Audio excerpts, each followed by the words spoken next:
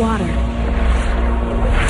earth, fire, air. Heart! Oh, sorry, that last one wasn't from The Last Airbender.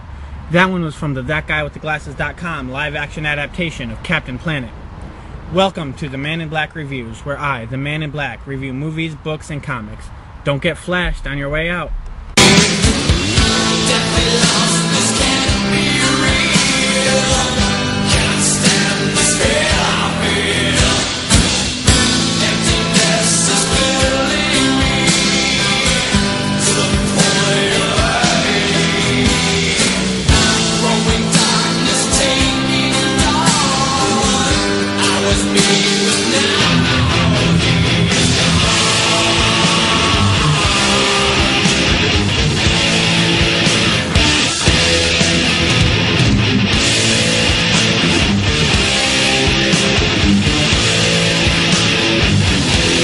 I've been preparing for this review for a long while. Ever since I saw the trailer for The Last Airbender, I gave in to Sith Jammies and X-Wing Girly and said, what the hell, I'll watch this. I went into this with a full treatment, a full marathon of M. Night Shyamalan movies minus The Happening, and the entire run of the Avatar animated series. From the trailer, I was optimistic. By the time I finished the second season of the cartoon, even more so. Once I got through 3 or 4 Shyamalan written, directed, produced, or insert other verb here as needed movies, I was much, much less so. But wait a second, I told myself, this isn't an M. Night original story. This is somebody else's story, and he's just directing the film. So most of the issues from Unbreakable, Signs, The Village, and Lady in the Water should be negated, right? Right? Wrong.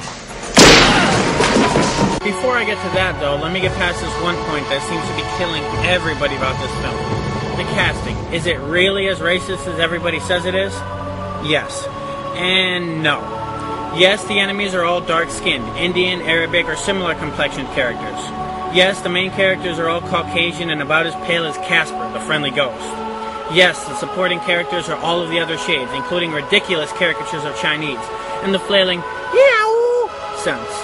But I didn't hear these complaints from everywhere else when not one of the actors in 300 had a Greek accent, or when Catwoman turned mulatto.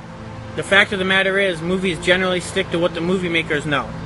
If this movie was produced and directed by Deon Taylor, Aang and Katara would have been as dark as they ended up being light. Add that to the fact that apparently M. Night Shyamalan expressed an interest in working with Nicola Peltz, and I'm not surprised that the cast ended up as it was. Not saying the choices were necessarily the best, just saying that, in general, I'm not opposed to them on a strictly racial level. Now that that's over and done with, let's start with exposition, a crime for which M. Night Shyamalan has been a repeat offender.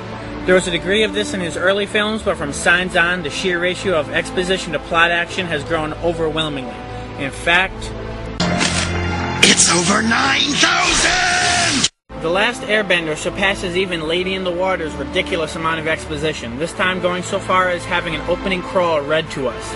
Yes, some of the best movies of all time have had an opening crawl, but here's why it works there and not here.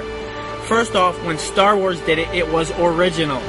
It was a new idea, not one that had infested pop culture for almost 35 years. It was also done in a dramatic fashion with excellent and memorable music playing, pulling you in as you read. Finally, it was done to generate atmosphere. You can ignore the opening crawl to the Star Wars films, but it'll be up in the air as to who is shooting at whom. You can figure it all out soon enough, but the atmosphere of foreboding is increased if you read the crawls. Contrast this with Airbender, where the crawl is uniform throughout and read to you in a monotone by a 15-year-old girl, designed to imitate the opening sequence of a cartoon that half of the viewers don't care about in the slightest, and the other half have listened to a much more emotional and interesting version of up to 60 times. The stage is set for this by being prefaced with the exact same sequence of animations that makes up the beginning of each episode, the one whose voice I sampled for this review.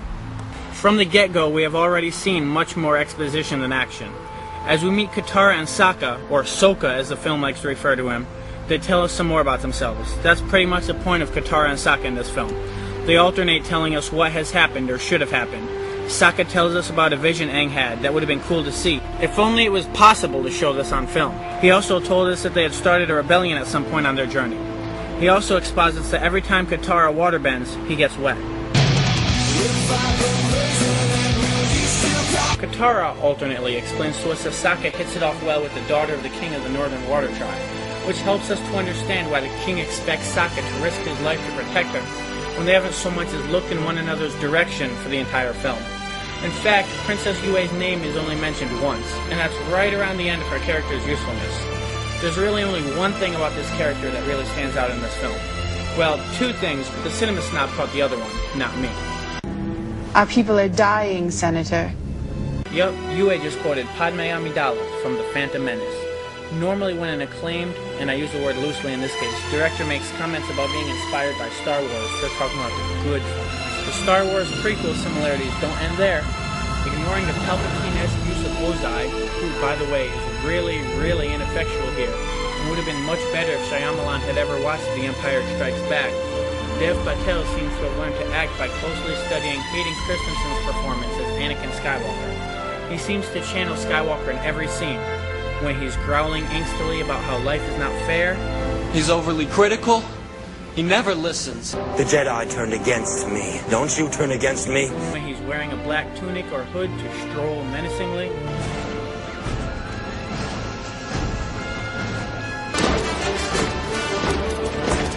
Or when he's yelling as though he's in unbearable anguish.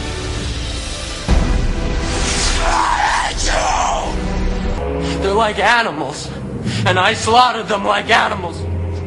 Zuko does more than impersonate Anakin in this movie, however. He also stops a child to demand that he exposit about Zuko's own past. The child is smart enough not to pick sides, however. He relates the information he learned that one day in class when he was barely paying attention, without any mention of what was supposed to be disgraceful about what took place. Not only is it forced, but it also does not make any sense if you haven't seen the episode of the cartoon that it is trying to imitate, making this scene completely pointless. Zuko makes use of this scene to mention that he has a little sister, but not only does he avoid plenty of other opportunities to speak of his family, his sister appears in the last scene of the film, making the scene even more pointless.